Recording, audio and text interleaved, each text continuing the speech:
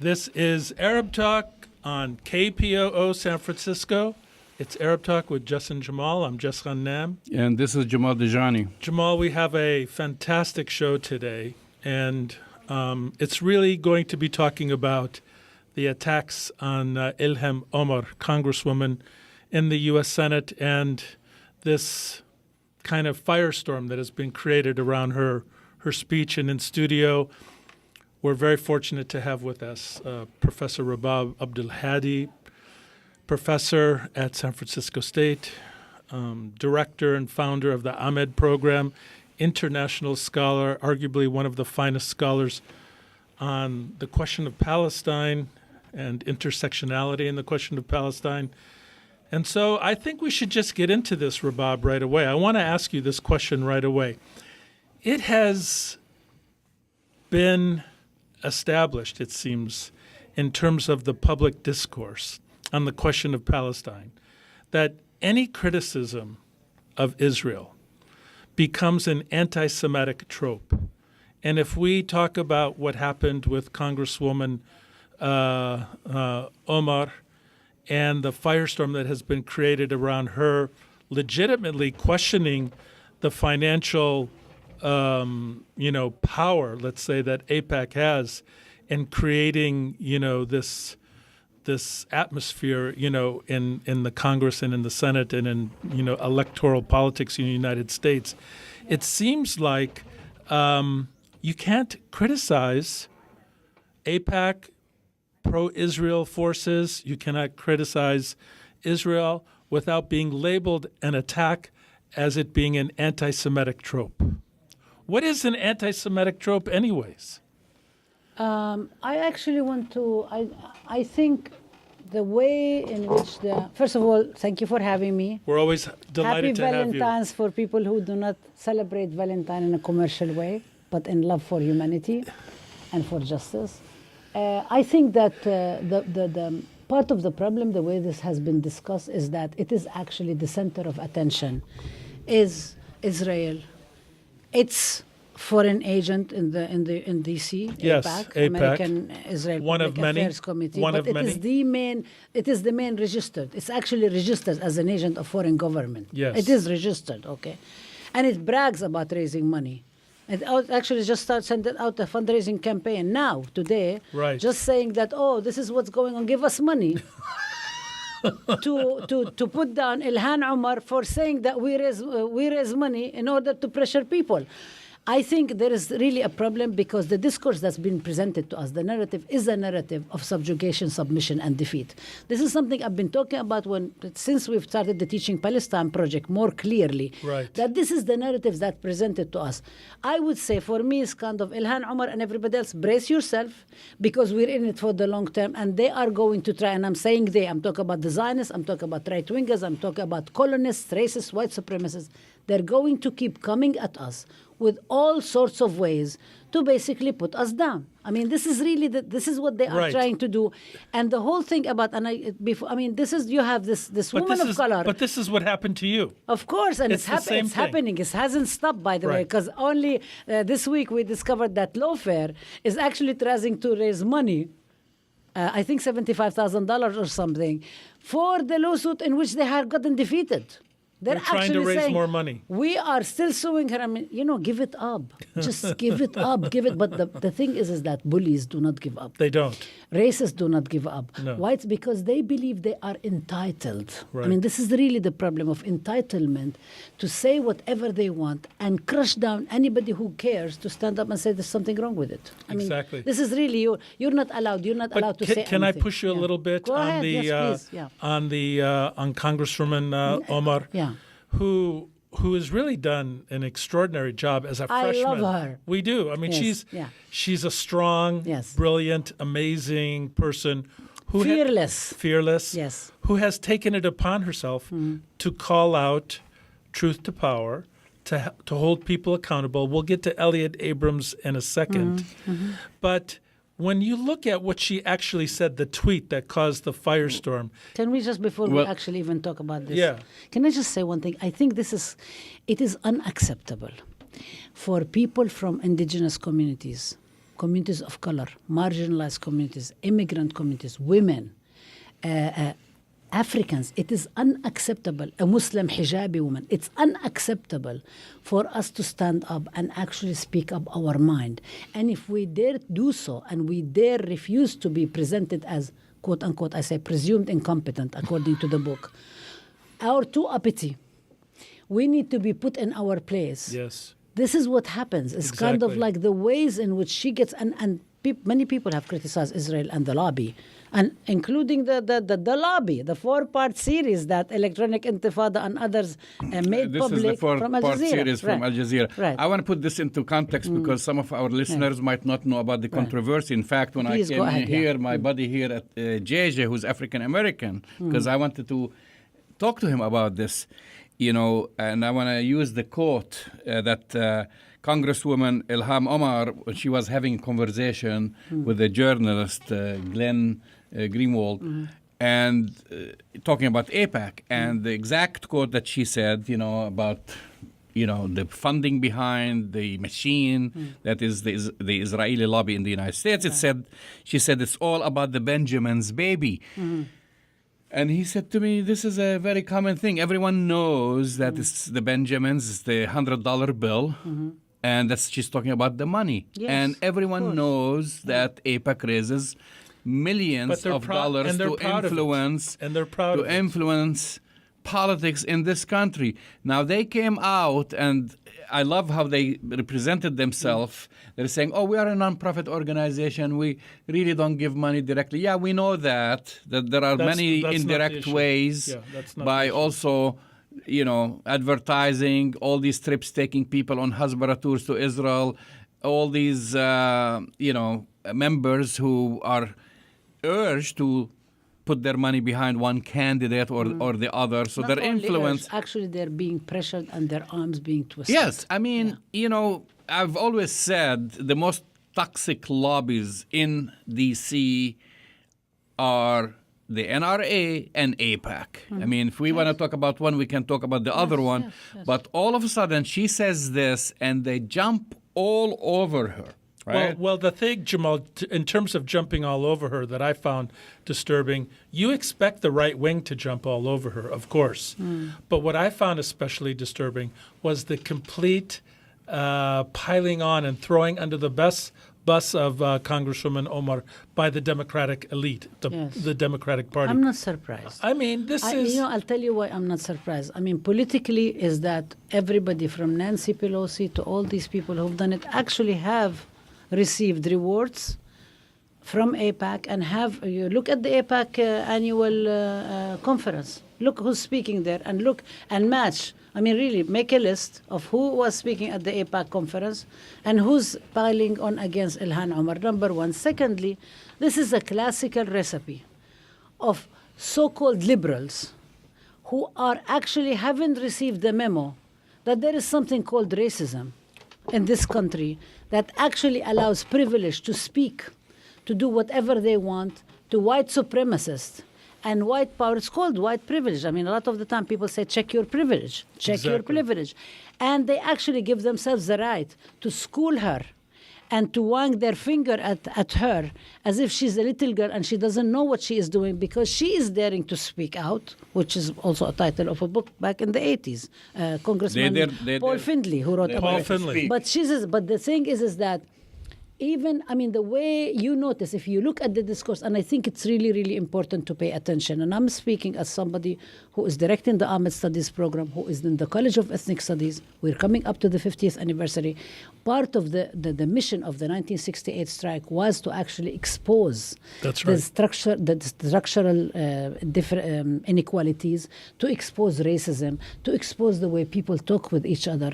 So what they are doing is they're piling on a young Muslim, hijabi, Somali, woman of color, who's actually telling them, I'm fearless. You can't put me down. I'm going to speak up for myself. And they're saying, how dare you? I think this is also part of the message, not just about AIPAC. The subtext, the dog whistle is part of it, is that how dare you? Which also fits with all the attacks in Charlottesville and His Highness, President Trump, Well, here, saying there are good people on both sides. Well, and this so is on. a segue. So President Trump, of course, called for her resignation or for Yes. her firing from The highest, the the committees. highest moral authority. I mean, imagine this is President. So I liked actually her response in a tweet, and this Yes. is what Ilhan Omar said in a tweet. Hi, real Donald Trump. That's his handle. You have trafficked hate your whole life against Jews, Muslims, indigenous immigrants, black people, and more. I learned from people impacted by my words. When will you? Now, I look at this two ways. Of course, it was a very good answer because he's the hater-in-chief as far as I'm concerned, to lecture about words and to people censoring their own speech. He never censors himself. He just says what's on his mind. That's he has right. insulted and he has attacked every single indigenous group, But it's not But- even that, Jamal. Jamal also, he has no authority to even impart knowledge on anybody.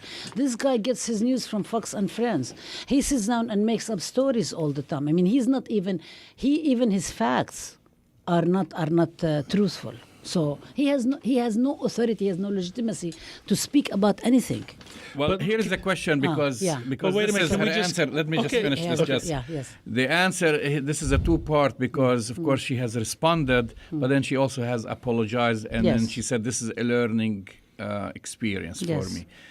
I don't look at it this way. Me neither, yeah. I don't see it, and I'll repeat this on the air that what she said, because the most important thing is the intent behind the words And the context. and the context. Right. And this was misconstrued, and it was twisted around to say, to conflate criticism of Israel and criticism of AIPAC with anti-Semitism.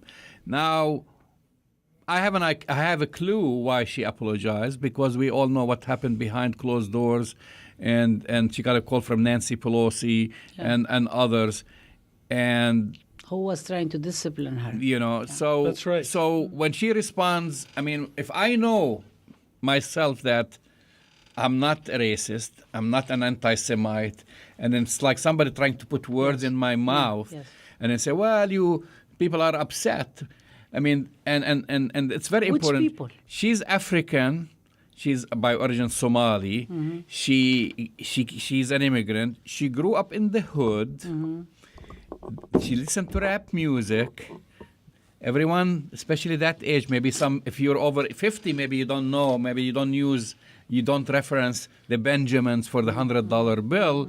So why did she have to apologize? I don't know. I think this is again, the problem is the way it's being read. It's being read that it's one person, and I think it's really important to remember that every single person who has spoken up recently, just in the recent period, since January 1st, 2019, let's not even go about all the history of last year and so on. Every single person who spoke up for justice and for Palestine as part of the indivisibility of justice, especially a person of color, especially a person of marginalized communities, has been so much attacked because their authority on knowledge, their ability to speak, actually their standing is questioned, that it is not your place. You should not be saying this. It should be the pundits and the experts, or foreign policy experts. Right. Number one, where do you get off? And this has been said, by the way, and we talked about it last week, by our own vice president at the SFSU, when he went and Right. testified before the Board of Supervisors over the resolution that we asked them to pass to condemn the attack on the Mavi Marmara and to ask for the lifting the blockade on Gaza. He said, this is not your place. This is not a foreign policy. Foreign policy is something San Francisco should not be involved in. Basically, you people are not really smart. You don't have a standing. You should not be. Why are you even speaking about Palestine? This is also similar to that about Michelle Alexander. That's This right. is very similar to what happened to Angela Davis.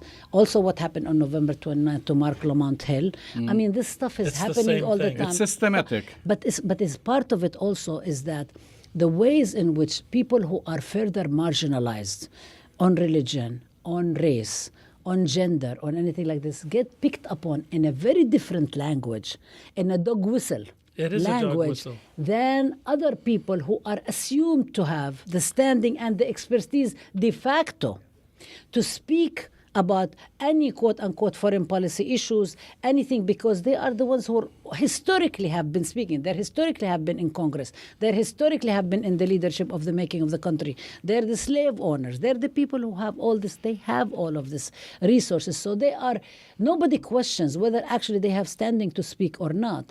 But when a person of color, when a member of our community, when a woman who's wearing the hijab, that actually the rules of Congress have to be changed so she can wear the hijab and respect, and also it shows also how far behind this country is about actually acknowledging religious plurality and so on. So this young woman gets up and she's strong and she doesn't know fear. Right. She's fierce and she's saying, I'm sorry, I'm not going to abide by the rules of the game that you set up for me, because the rules of the game in themselves are unjust and unfair and perpetuate injustice. She also has not drunk the Kool-Aid, let's say, that these congressmen and congresswomen have been drinking for many years.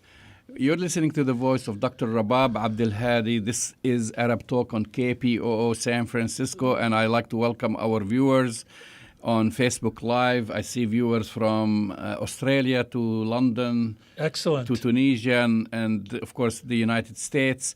I want to kind of switch gears and talk a little bit about, connecting this to what the most recent updates that we're having right here in San Francisco. Oh, wait, I want to introduce one other thing. I'm sorry to do this because I think it's important. Because right after this whole thing happened about her attack and her analysis and her rightful ability to speak about AIPAC, she confronted Elliot Abrams yesterday. And I want to talk just a few minutes, Jamal, excuse me, and ask Professor Abdulhadi. Let's look at Elliot Abrams. War criminal, lied to Congress twice. Yes. Responsible for death and destruction in Central America. The training of death squads. In Nicaragua and Salvador. Yeah. El Salvador. Promoting the torture regime in Central America and throughout Latin America. Having the audacity to go to Congress and talk about trying to do the same thing in Venezuela, trying to coup do d'etat. Another coup d'etat. Well, because they believe that people have short memory. Yeah, but he also the power structure actually believes that he has the full right to say whatever he wants to say. Saying. He And can why? say it. How dare she get too uppity? But that's what and he actually said. challenge power. But also people forget that Ilhan Omar spoke about taxes, spoke about people who are refugees, Healthcare. speaks about the undocumented immigrants, is against the wall, is against. Actually, she's standing really for an indivisibility of justice agenda. She's not just speaking about Palestine.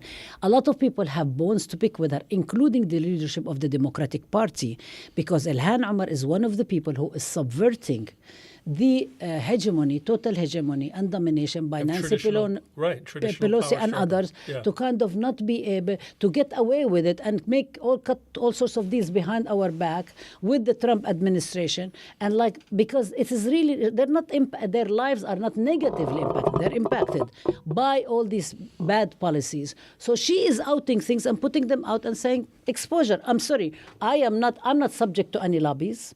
I'm not receiving any money from any lobbies. I am not my reasons for saying any of these issues. My motivation is justice. And they have a very serious problem with that. Rabab, she is a congresswoman. Yes. Come on. She represents the people. She represents the people. Yes. She doesn't have the right to ask Elliot Abrams to call him out, to hold him accountable for his past. Yes. But I think this is why it's really important. She does not have the right to do that as a congresswoman? Yeah, I think so this is the thing. Who gives the right? This is the question of who gives the right. Is it a right that we wait to be granted?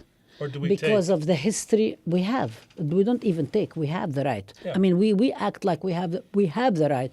And the history in this country, though, has been such that People who come from marginalized communities are not allowed. They're not supposed to speak at all, or challenge, or stand in your face or something. I mean, the bully is going to come. It really reminds me of how Israeli soldiers, that you go to the checkpoint and you say anything, you are only supposed to answer what they ask you, and then they can make all sorts of insults. They can say all sorts of things which we've been subjected to. I personally have been on many times, and so on. And then we're not supposed to speak up. We're supposed to shut up. So the remaining question, I mean, and we keep asking this. I mean, I like to ask, how can I express my opinion in this country? How can I criticize Israel? You just do it. How can I criticize the occupation? How can I criticize apartheid? How can I be critical of the Zionist lobby without being called an anti-Semite, without This is the heart of the having lawsuit. something used as the trope, as they refer to it, as an anti-Semitic trope? I think this is the last trick in their basket, that they are trying, discursively speaking, in terms of narrative. And sometimes people dismiss narratives and discourse, but actually it's a very powerful how the story is being told and what's the message. And historically, this has been the way that they use anti-Semitism. I mean, this is really disingenuous and cynical and very opportunistic, and actually anti-Semitic use of anti-Semitism. Exactly. Because it's, like, in order to silence people. Because people historically, rightly so, are opposed to anti-Semitism, given the horrific experience of killing 6 million Jews in the Holocaust. So people are horrified by it, and they should be horrified, because if they were horrified before 1939, we would not be in the situation where 6 million Jews were killed. Okay, so they should be horrified. The problem is that the Zionist lobby is misusing and ironically exploiting anti-Semitism in order to silence any criticism of Israel.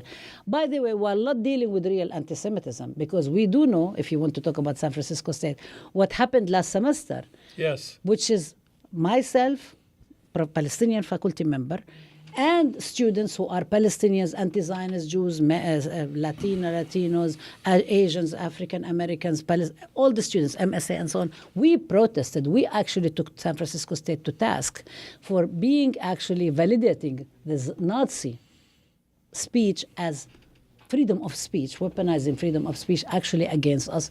We were the only ones. Right. None of the people who claiming they're concerned about anti-Semitism, from Anti-Defamation League to Jewish Community Relations Center to Hillel to Zionist organization, all of them, the Federation of San Francisco, none of them have spoken up.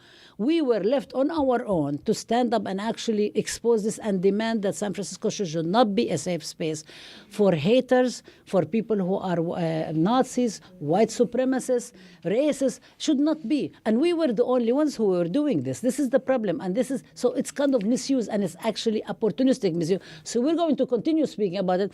They're not happy with it, as we say in Arabic. Okay, we have a few minutes left, because I just want to remind our listeners we are speaking with Dr. Rabab Abdulhadi, professor at San Francisco State University and the director of Ahmed Studies.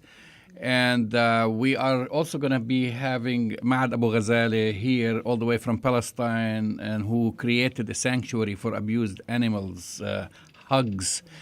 I want to go back to San Francisco State University, because every time you come here, we get a new update, and I'm always like hoping, We should get another update. we have great updates, because when you defeat the lawsuit like lawfare, I say this is fantastic, but then I think, well, maybe now they change their minds, they change their attitude. They don't. So the past 2 days, I was on campus, as you know, and you were on campus, and I see the students demonstrating right in front of the administration building. Yes. Why? Because San Francisco State University puts the religious holiday on its calendar. Imagine, this is like the annual, every university does that. So for the month of May, I didn't scrutinize the entire calendar, but at least for the month of May, Jess, on the calendar, they put independence of Israel as a religious holiday for Jews. This is how it's listed. Yeah. Well, we all know the month of May, starting approximately May 6, is Ramadan. So almost Ramadan occupies the entire month of May, not mentioned. Eid al-Fitr is not mentioned. That's right. So you have... And the calendar ends in July, so actually this is included, right? Yeah. So you think they'll learn from their experience to be sensitive about Arabs and Muslims on campus, and instead they just always come up with some... I mean, it's the same experience. And then they tell you, we're sorry, it's an error. I mean, how can it be an error? I really want to talk about this because this has been quite troubling. I saw it and I wrote a letter, dear colleague letter, exactly like I did last year when President Wang said Zionists are welcome. I wrote a dear colleague letter. I've always write it first to my colleague in the College of Ethnic Studies, and then I share it. So I wrote a dear colleague letter, and then I shared it with other people. One of the colleagues, who's the past dean, Ken Montero, actually wrote a letter to the provost saying what's going on and so on. And the provost came up with us with this very interesting story. Let's just say very interesting story. You mean insulting and disrespectful? No, yeah, saying that, it was somebody in her office. She passed it on, passed the buck on an administrative assistant in her office who looked at holidays and picked the one from Wellesley. Copy and pasted that this is the only one that they found, and the provost. So it's like, the provost assigned an administrative assistant. The administrator went and looked and saw this one and just put it on. It's all very innocent. I'm sure from the administrative assistant it's innocent. They looked at it and so on, but it also. I don't believe it. But no. But the buck stops with. Let me tell you what the story is. So the administrator puts it, but it also shows that the person who even looked at this calendar did not even notice that Israel Independence Day is actually being called the religious holiday for Judaism, and did not notice that Ramadan or Eid al-Fitr is missing because there isn't a culture at San Francisco State to sensitize people. Structurally, the administration is very much colluding. But the provost comes in and said, and I didn't look at it carefully, and I was implementing the Senate policy of religious observances. Again, like putting on somebody else is always like having someone else to blame, but no leadership. So I wrote back to the provost. I'm saying, you're an administrator, you're part of the leadership, you are responsible, even if somebody in your office makes a mistake. The person actually owned up, actually wrote, but this should not be on the person. It's just you are the provost. You know how, even if you didn't know anything, you claim you understand, and you're reading books about Israel, Palestine, anti-Zionist, which is not really anti-Zionist, but that's another discussion. But you're saying that you know what's going on. You know that the university has been sued by lawfare on claims of anti-Semitism, which we defeated big time, and the judge dismissed it. 3 times. But the last one is dismissed with prejudice, okay? Now they're trying to go to the Ninth Circuit. They're going to lose, but they keep doing it because they want to raise money, okay? So, this is what they're doing. And are they going to come and say that I'm anti-Semitic because I'm saying what lawfare is doing on their own video? Go ahead. You're going to keep doing it anyway. And so, the university knows about this. We have complained multiple times. I have a affirmative lawsuit against the university for breach of contract, and also for violating my civil rights, for being racist, for being Islamophobic, for being pro-Israeli. And I actually even last year talked about it, and the provost herself is the one who threatened me with disciplinary measures if I did not take the Facebook page down, send me the email on Friday at 6 p.m. and demanded that I respond by Monday at noon. Multiple violations. She's so careful to look over your Facebook page, but she wouldn't look over an important email that goes campus-wide. And then when he alerted them, assume she did. Let's assume that she did. I don't buy it. I don't buy it either, but assume she did, okay? I don't buy it. Process of elimination, Jamal. Process of elimination. This happens. What do you do now? What you do, and we did say, we want you to apologize. Don't tell me I am sorry if you feel that way. She doesn't want to admit No, I'm not unacceptable. Public, real apology. Not I'm sorry if you, but if this happened, this is what it means. This happened, and this is what it means, and take responsibility. 2 is immediately investigation, how these things happen. I do not buy a story that it's just like a clerical error.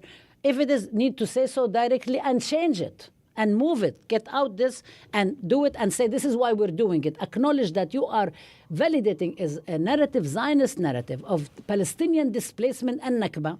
And also saying that all Jews, they're saying that all Jews, the whole question of who owns Jewishness, that all Jews agree with it. And this is also why a lot of our allies, including students on campus, Jews Against Zionism, are also quite livid about it, and other people.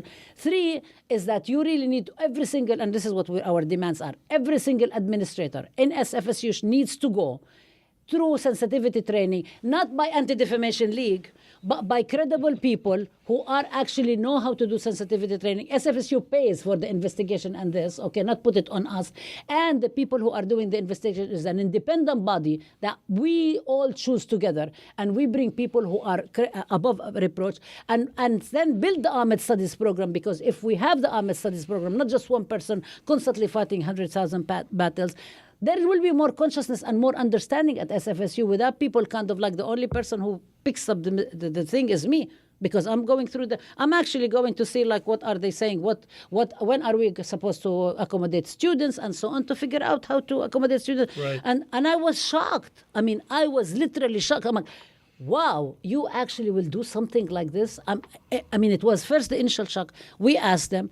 We waited. Rabab, yesterday have you we had a response? protest. Have you No, gotten a no. response? Only No the only response? email is an email from this administrative assistant. They threw who the wrote me blame that on her, basically. No, I'm going to actually write her back and say, thank you for your actually started drafting, but didn't have time. Thank you for your explanation, for being actually responsible enough to say so. But it's not your battle. This is not. It is an administrative thing. This is a leadership issue, and I want to hear what the leadership is going to do about it. This is what, and you're not going to do it. And next Tuesday, please let all your listeners and viewers know, we want you to come to San Francisco State at 2 p.m. at Seven Hills, where the San Francisco State Senate is holding its meeting. The first 20 minutes are always public comment, and we are going to go and have a public comment and speak and ask the Senate to also act up and exercise their role, because the union is already, this is the three parties, the three powers, administration, Senate, and unions. In the faculty, the students are doing their job. They're actually ahead of the game. We want the three parties, and the union already is very, very, very concerned about it, and they're giving San Francisco State a chance to respond. San Francisco is not going to respond. The union is actually going to issue a statement to condemn this and to point out what it is. Nice. We want to hear from the Senate what the Senate is going to do, and we want to hear from the administration. So we again, we are giving everybody an opportunity. Again, Too many patience. opportunities. Patience. Too many Well, opportunities. this is not going to end. I mean, we're going to keep talking about this topic. We're not going to let it go, right? Yes. We won't let it go. And, No, we're not going and to. this is Nobody's an going to let ongoing, it go. an ongoing subject, an unacceptable. ongoing It's unacceptable. battle that Yes. affects everyone, and basically not only in the Bay Area. We're going to take a short musical break, and we're going to have Maad Abu Ghazaleh. But Before Professor, you do, can I just say, please watch out on Facebook, Twitter, everywhere.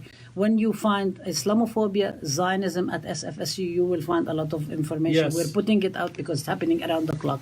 We really need you there. We need your support. We need the community to come and basically hold SFSU accountable, and hopefully maybe get SFSU to reclaim the social justice mission. thank you, Professor Abdulhadi. Thank you. We'll be seeing you soon. We're taking a short musical break, but we'll be right back with Maad Abu Ghazaleh.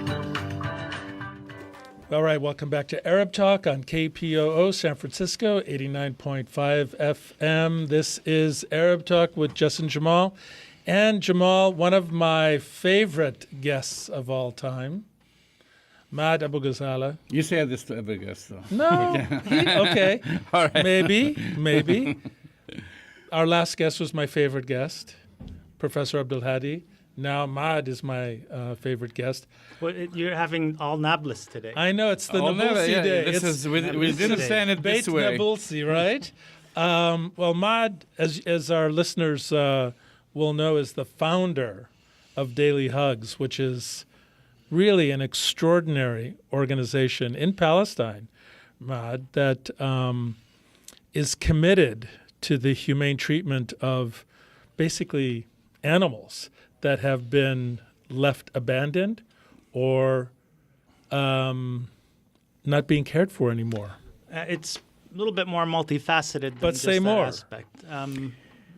So you're back in the Bay Area.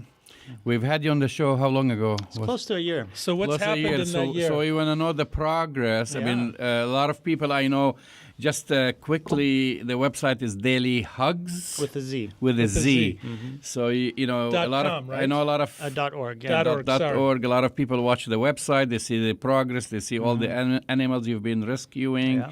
all the kids getting their education, and since that year, What's happened? what happened?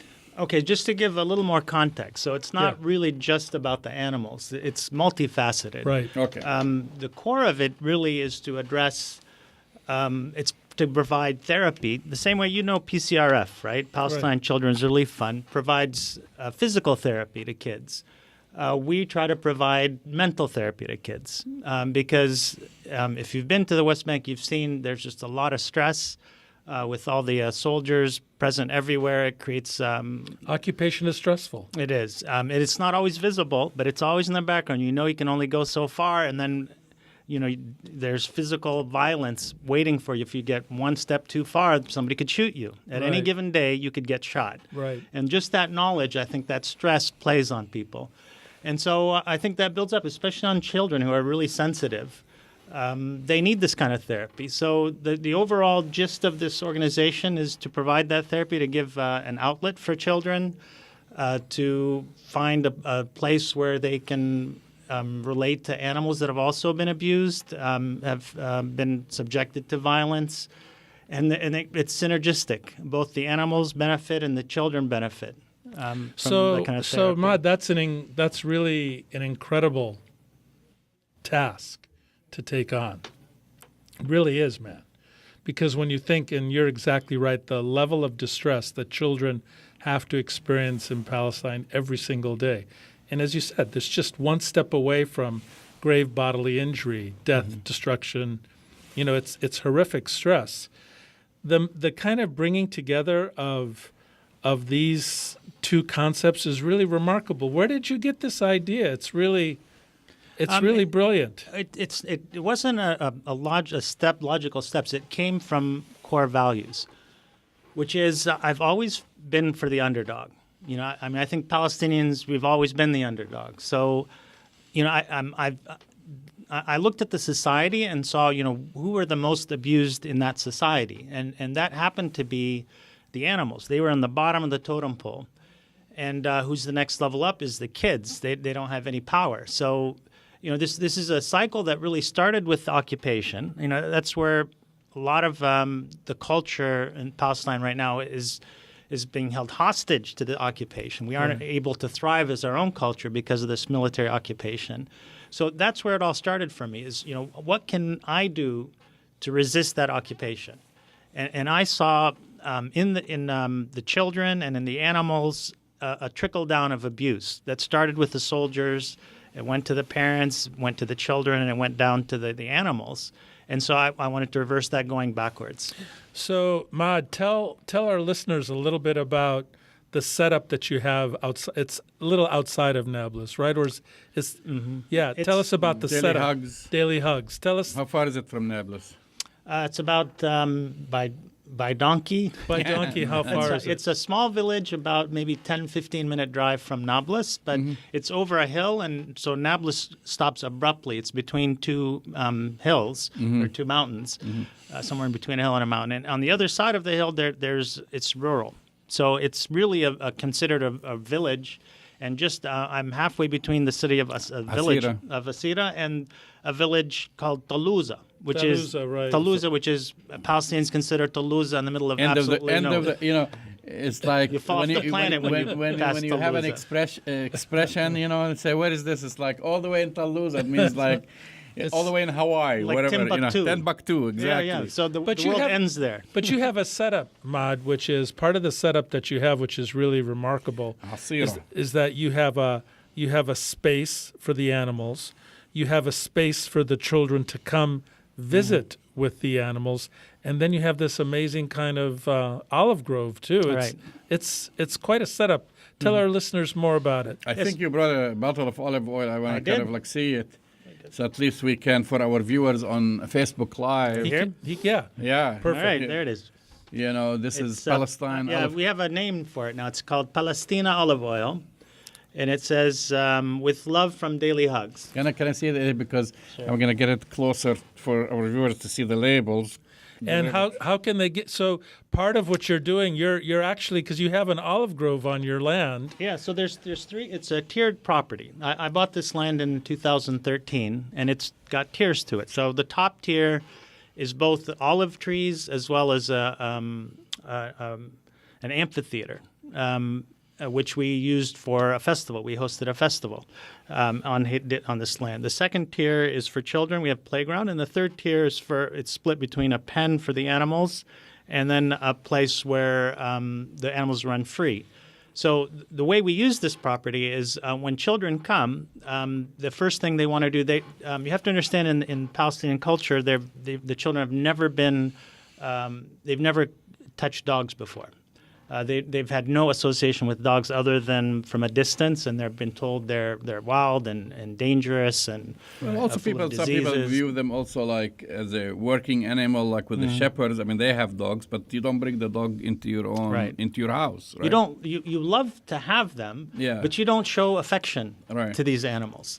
So that's not a one-step process. You can't say, here are the dogs, go play with them. No, you have to go slow with them. Right. So they come in, they play in the playground. Then we gradually take one or two at a time, and we take them into the pen to play with our donkeys and animals. We have now 5 donkeys and 25 animals. Are you serious? 25 dogs. 25 dogs. That's amazing. You were talking, Jamal, about the growth. So we went from just having about half of that last year, and all of a sudden doubled. People started to hear about us, and all of a sudden we're getting all these phone calls about, I saw this dog in the street, I saw this donkey in the street, and we've been picking them up. But you've also helped people to adopt dogs. Last time you came here, and I don't know if this time you brought with you a dog. We did, yes. So somebody adopted from the States. You traveled with, right? Yeah, we'd prefer to keep the dogs there. But in certain cases where they need exceptional medical treatment, I bring them myself to the U.S. Right. So we had this dog last year called Naji, who I brought with me. He was Naji means survivor, and when we got him, he was so skinny he couldn't stand up. Literally could not stand up. And he was being terribly abused, and so we grabbed him and I brought him to the States, and he's living here. This year I brought Panda, who's a husky. Husky, cute name, Panda. Husky Border Collie mix. Really? And so I've been traveling around the country distributing this olive oil I was showing you, and Panda's been my travel buddy. So listen, the website is Daily Hugz, HUGZ. .org. But the real activity is in the Facebook. We have a Facebook group. What's the Facebook group? Yeah, it's Daily Hugz Group. So Facebook/Daily Hugz groups. Yeah, groups? It's facebook.com/groups/Daily Hugz. Or you can just search for Daily Hugz on Facebook. So I have a few questions here from viewers on Facebook. Actually, you mentioned Facebook because we're broadcasting live on my Facebook page. One of them here from May Khatib. But are these dogs medically checked? Yes, we go. Every dog goes into quarantine when we get them. Because we have children coming, so we have to be very careful about it. So they're quarantined for a couple of weeks. We have stables. We put them in the stable. If they get through that, we have a vet coming in regularly. They get shots. They get rabies and parvovirus antivirus shots. So they're completely checked by a vet before children have any association with them. So I heard one time you brought in this donkey, and then the second day you woke up and the donkey became 2 donkeys. No. It was an embarrassing situation. So what happened was... Well, it's a cute story. Yeah, all of our donkeys start with ha or ha. So we have a donkey called Habiba.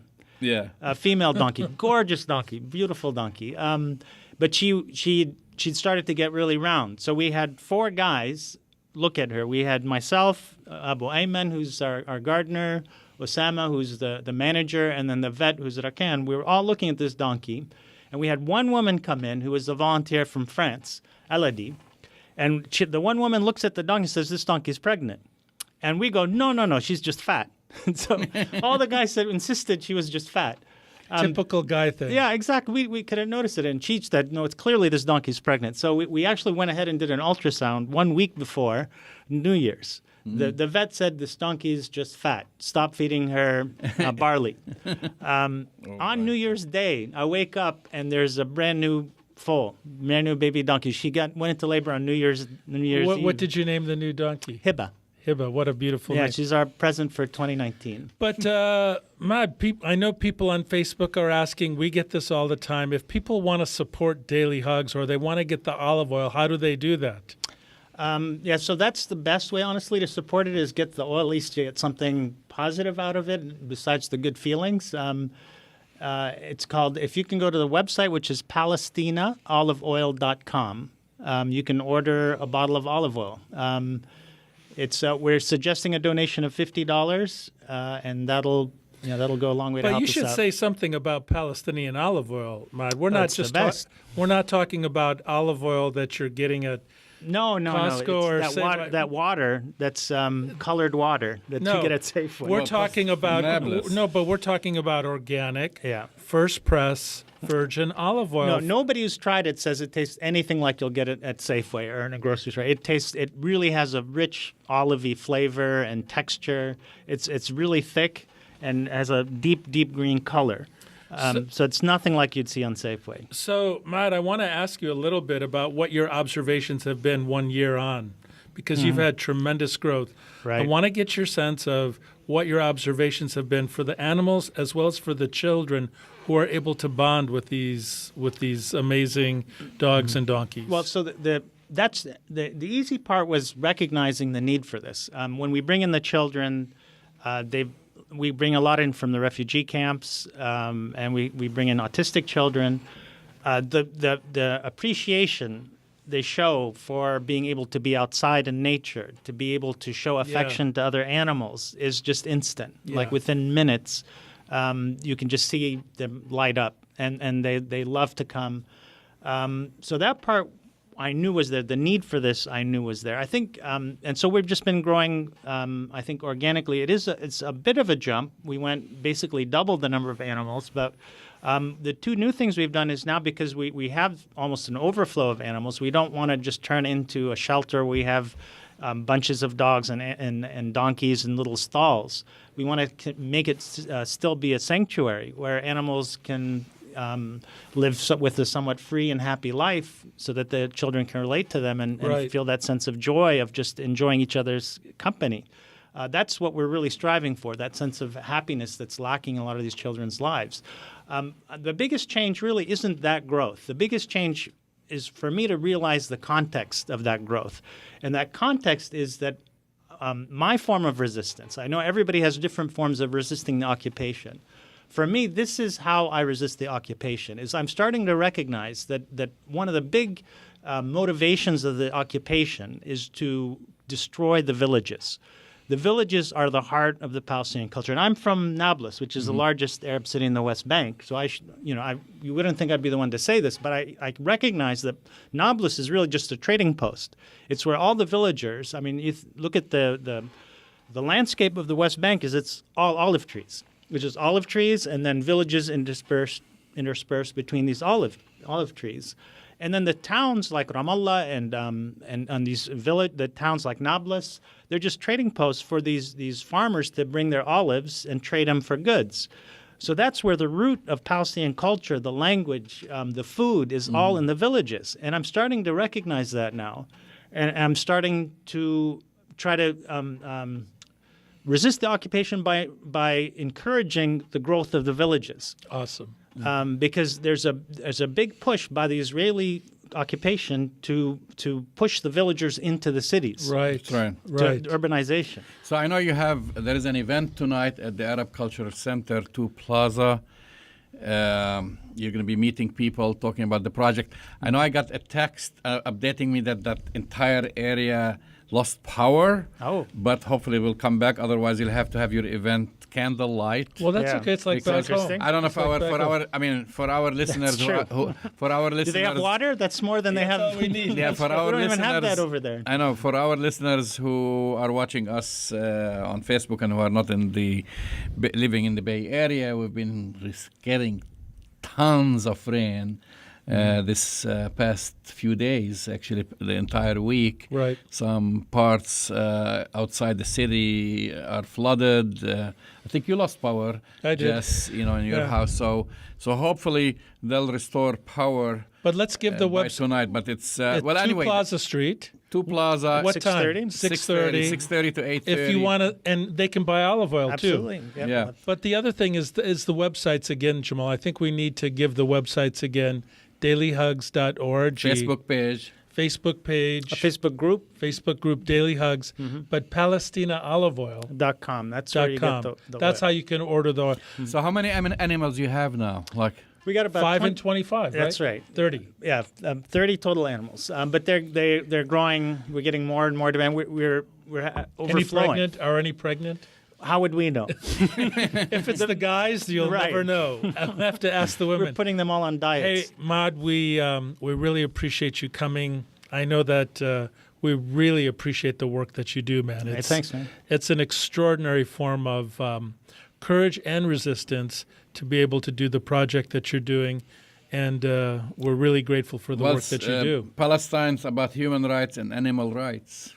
Well, That's but- Rights not of the just- underdog. Yes, absolutely. But as Maad said, you know, the part of the occupation is to destroy humanity of all of Palestine, and what Right. Daily Hugs does is reestablish the fundamental humanity that all Palestinians Perfect, yeah. have and are entitled to. I So like that. thanks a lot, Maad. We really All right, thanks, guys. appreciate it. All right, so you've been listening to Arab Talk Radio on KPO San Francisco, 89.5 FM. You could get all our archived shows right on our website, arabtalkradio.com. And also we are on SoundCloud, iTunes, and of course you can watch us live on my Facebook page, the Jamal Dejani, the number 2, every week, 2 to 3 p.m. Pacific time. Talk to you next week. We'll see you next week.